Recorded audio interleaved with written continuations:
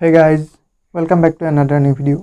So guys, এই গৰমৰ দিনত আমাৰ সকলোৰে শৰীৰৰ পৰা ঘাম বাহিৰ হয়। আজিৰ এই ভিডিঅ'টোত মই আপোনালোকক ক'ম যে এই যে ঘামবোৰ ওলাই আমাৰ শৰীৰৰ পৰা এই ঘামবোৰ আমাৰ বাবে আচলতে উপকাৰী নে অপকাৰী বা এই ঘামবোৰ আমাৰ শৰীৰৰ পৰানো কিদৰে বাহিৰ হয়। তে বলক আমি আজি ভিডিঅ'টো আৰম্ভ কৰোঁ। তো গাইজ আমাৰ শৰীৰৰ পৰা ঘাম ওলোৱাটো এক প্ৰাকৃতিক পদ্ধতি যাৰ জৰিয়তে শৰীৰে নিজৰ উষ্ণতা নিয়ন্ত্ৰণ কৰে। যেতিয়া আমাৰ শৰীৰ অত্যাধিক গৰম হৈ পৰে, যেনে ধৰক গৰমৰ দিনত ব্যায়াম কৰোঁতে বা টেনশ্যনত থাকিলে তেতিয়া শৰীৰে ঘাম বাহিৰ কৰি দিয়ে যাতে শৰীৰটো কিছু পৰিমাণে হ'লেও ঠাণ্ডা হয়। তেতিয়া ঘাম ওলোৱাৰনো মুখ্য কাৰণসমূহ কি কি কাৰণত আমাৰ শৰীৰৰ পৰা ঘাম বাহিৰ হয়। প্ৰথমতে হৈছে শৰীৰৰ তাপমাত্ৰা বৃদ্ধি, মানে যেতিয়া শৰীৰটো খুব বেছি পৰিমাণে গৰম হৈ যায়। অকণ বহলাই বুজাই দিছোঁ যে গৰমৰ দিনত কাম কৰি থাকিলে আমাৰ যে শৰীৰৰ উষ্ণতা বৃদ্ধি পায় আৰু তাৰ ফলত আমাৰ শৰীৰৰ পৰা ঘাম ওলায়। দ্বিতীয়তে হৈছে দৈহিক ব্যায়াম।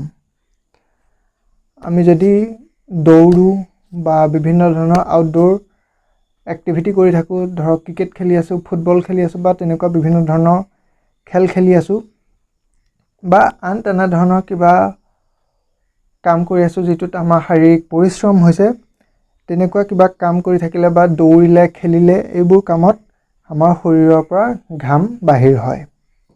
3 নম্বৰত হৈছে টেনশ্যন।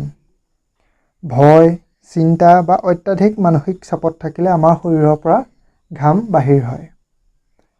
4 নম্বৰত হৈছে অসুখ।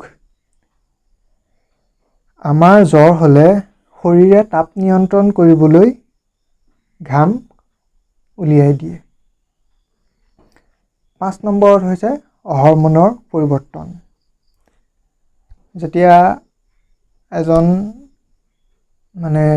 যুৱক বা যুৱতী কৈশোৰ অৱস্থাত থাকে, তেতিয়া যিকোনো সময়তে তেওঁলোকৰ শৰীৰৰ পৰা ঘাম নিৰ্গত হ'ব পাৰে বা কোনো এগৰাকী নাৰী যেতিয়া গৰ্ভাৱস্থা হয় তেতিয়া যিকোনো সময়তে সেই নাৰীগৰাকীৰ শৰীৰৰ পৰা ঘাম ওলাব পাৰে।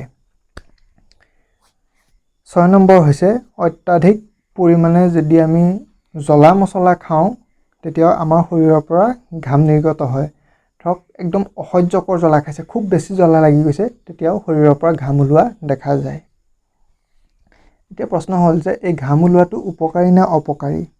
চাওক, ঘাম ওলোৱাটো আমাৰ শৰীৰৰ বাবে উপকাৰী, কাৰণ ঘাম ওলালে আমাৰ শৰীৰটো কিছু পৰিমাণে হ'লেও ঠাণ্ডা হয় বা এই ঘামে আমাৰ শৰীৰটো ঠাণ্ডা কৰে। দ্বিতীয়তে হৈছে শৰীৰৰ পৰা এই ঘামে বিষাক্ত পদাৰ্থ কিছুমান টক্সিন বা কিছু পৰিমাণে আমাৰ শৰীৰৰ পৰা নিমখ এই ঘামে বাহিৰ কৰি লৈ আনে আৰু তাৰ লগতে আমাৰ স্কিনটো বা ছালটোও এই ঘামে পৰিষ্কাৰ কৰি দিয়ে। এতিয়া প্ৰশ্ন হ'ল যে এই আমাৰ শৰীৰৰ পৰা যে ঘামবোৰ ওলায়, এই ঘামৰনো সৃষ্টি কিহেৰে হয়।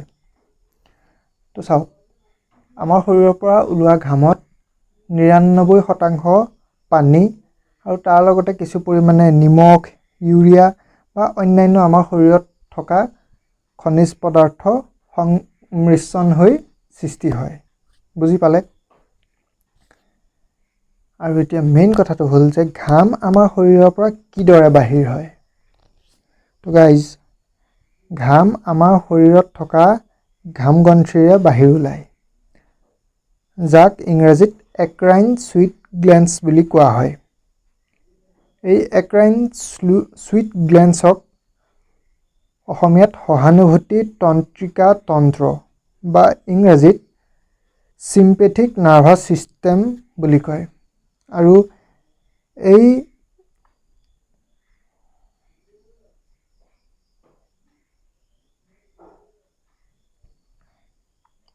গাইজ, এতিয়া মেইন কথাটো হ'ল যে আমাৰ শৰীৰৰ পৰানো ঘাম কিদৰে বাহিৰ হয়। তো ঘাম আমাৰ শৰীৰত থকা ঘাম গ্ৰন্থিৰে বাহিৰ ওলাই আহে, যাক ইংৰাজীত এক্ৰাইন ছুইট গ্লেন্স বুলি কোৱা হয়। আৰু এই এক্ৰাইন ছুইট গ্লেন্সক সহানুভূতি তন্ত্ৰিকা তন্ত্ৰ বা ইংৰাজীত চিম্পেথিক নাৰ্ভাছ ছিষ্টেমে নিয়ন্ত্ৰণ কৰে। যেতিয়া আমাৰ শৰীৰত আভ্যন্তৰীণ তাপমাত্ৰা বৃদ্ধি পায়, তেতিয়া এই এক্ৰাইন গ্ৰন্থিয়ে ছালৰ পৃষ্ঠত পানীৰ টোপাল উলিয়াই দিয়ে, আৰু যেতিয়া এই পানীৰ টোপালবোৰ বাষ্পীভূত হৈ উৰি যায়, তেতিয়াই আমি কিছু পৰিমাণে হ'লেও ঠাণ্ডা বা শীতলতা অনুভৱ কৰোঁ।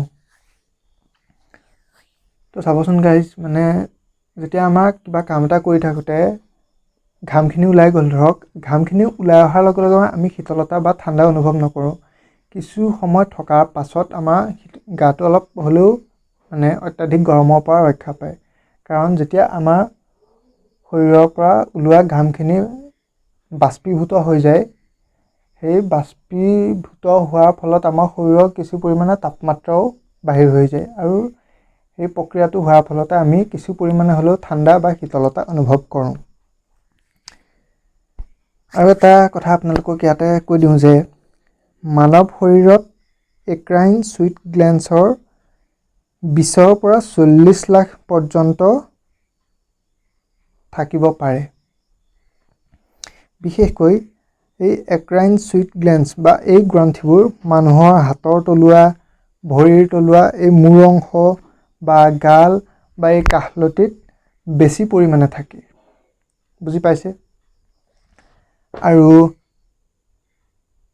যদি আপোনাৰ খুব বেছি পৰিমাণে ঘাম ওলায় বা অত্যন্ত গৰমত কাম কৰি থাকিলেও আপোনাৰ তেনেই সামান্য পৰিমাণেহে ঘাম ওলায়, তেন্তে সেইটো এটা শাৰীৰিক সমস্যা হ'ব পাৰে, যেনে হাইপাৰ হাইড্ৰছিছ বা এনহাইড্ৰছিছৰ দৰে সমস্যা বা বেমাৰ হ'ব পাৰে। এনেকুৱা অৱস্থাত আপুনি কোনো এজন ডক্তৰৰ কাষ চপা উচিত বা ডক্তৰৰ পৰামৰ্শ লোৱা উচিত। তো এইটোৱে আছিল আজিৰ ভিডিঅ'। আশা কৰোঁ আপোনালোকসকলে ভিডিঅ'টো চাই কিবা এটা নিশ্চয় শিকিলে, বুজিলে, জানিলে। আৰু যদি ভিডিঅ'টো চাই ভাল পালে, তেতিয়াহ'লে ভিডিঅ'টো লাইক, কমেণ্ট, শ্বেয়াৰ কৰি চেনেলটো ছাবস্ক্ৰাইব কৰিবলৈ নাপাহৰিব। লগ পাম এটা নতুন ভিডিঅ'ত, তেতিয়ালৈ বাই বাই।